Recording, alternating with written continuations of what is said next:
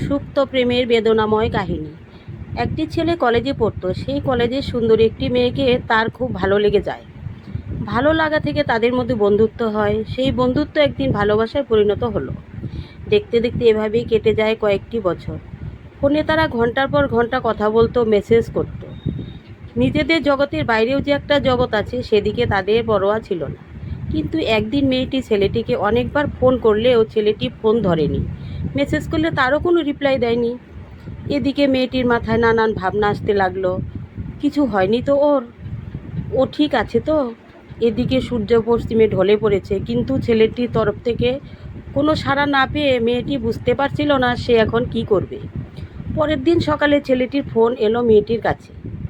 মেয়েটি ছেলেটির গলার আওয়াজ শুনেই কেঁদে উঠল। আর সে বলল, তুমি ঠিক আছো তো? তোমার গলার আওয়াজ শুনে আমি মনে শান্তি পেলাম। আমার যে কত চিন্তা হচ্ছিল তা তোমাকে বোঝাতে পারবো না।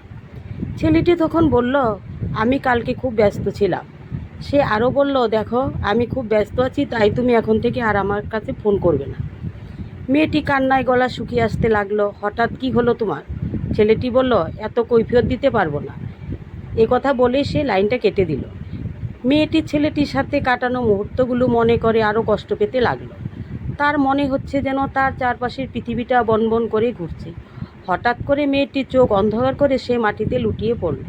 কিছুক্ষণ পর যখন তার জ্ঞান ফিরল তখন সে আবার কাঁদতে লাগলো। মেয়েটি হোস্টেলে একাই থাকতো, তাই তাকে সান্ত্বনা দেওয়ার মতো কেউ ছিল না।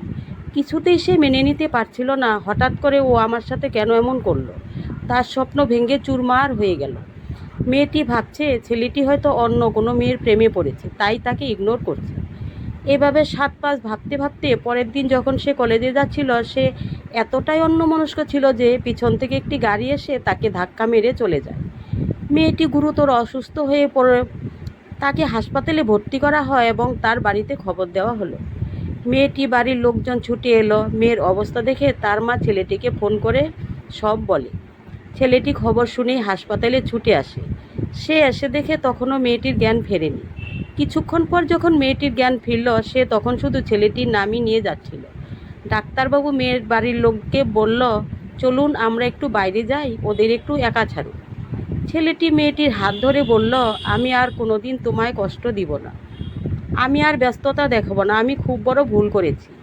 মেয়েটি তখন বলল, ডাক্তার বলেছে আমি আর বেশিক্ষণ বাঁচব না, কিন্তু মৃত্যুর আগে জানতে চাই তুমি আমার সাথে এমন ব্যবহার কেন করলে। তখন ছেলেটি 2 হাত দিয়ে নিজের মুখটা ঢেকে বলে, আমার লাং ক্যান্সার হয়েছে, আর এটা কয়েকদিন আগেই ধরা পড়েছে। ডাক্তার বলেছে আমার আয়ু খুব স্বল্প। আমিও তোমাকে বিয়ে করে সুখী হতে চেয়েছিলাম, কিন্তু বিয়ের পরেই যদি আমি মারা যাই তাহলে তুমি খুব কষ্ট পাবে। তাই আমি ভেবেছিলাম বিয়ের আগেই যদি আমাদের বিচ্ছেদ হয়ে যায় তাহলে তোমাকে আর আমার মৃত্যু যন্ত্রণা কষ্ট দিতে পারবে না। তাই আমি ব্যস্ততা দেখিয়ে তোমার থেকে দূরে যেতে চেয়েছিলাম। কথা শেষ হতে মেয়েটির হাত ছেলেটির হাতের উপর পড়ল। ছেলেটি দেখল মেয়েটি শেষ নিঃশ্বাস ত্যাগ করেছে। মেয়েটির আকস্মিক প্রয়াণ মেনে নিতে পারছিল না ছেলেটি। মরার আগে ছেলেটির আফসোস, যাকে বাঁচানোর জন্য আমি অভিনয় করেছিলাম তাকেই আমি বাঁচাতে পারলাম না। এ কথা ভাবতে ভাবতে তার হার্ট অ্যাটাক হয়ে যায়। মেয়েটির পাশে সে পড়ে মারা যায়। কিছুক্ষণ পর ডাক্তার ও মেয়েটির বাড়ির লোক এসে দেখে দুজনের হাত একসাথে, তারা দুজনেই মৃত।